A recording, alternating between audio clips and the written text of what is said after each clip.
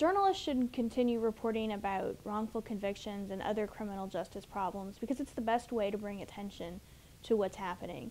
You know, if journalists don't write about it, the public doesn't know what's going on.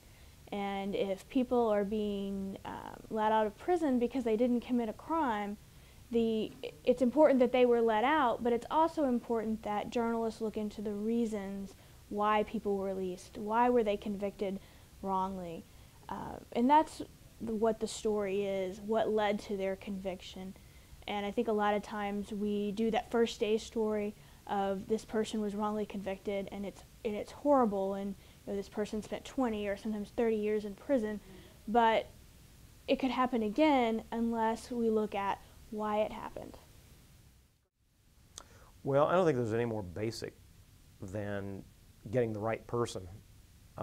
And that's what this is really about, is about a system that has over countless numbers of decades, maybe since the criminal justice system in this country came into being, has been, even though it says it's committed to convicting only the guilty, that we actually have a long history of convicting the innocent in this country. And as appalled as people will say they are by that, what do they do to keep it from happening again?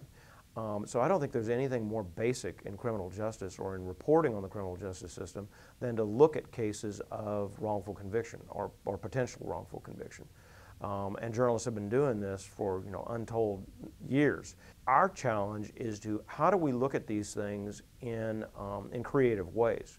How do you keep that level of outrage alive? Because people should be outraged by this. I mean, these people are being convicted in Dallas. You're convicted in the name of the state of Texas. If you're in another state, it is always the people versus so-and-so. So this is not, this is not something that doesn't affect everybody. It not only is it in your name that these people are being convicted, it could happen to you and to your family and to people you care about.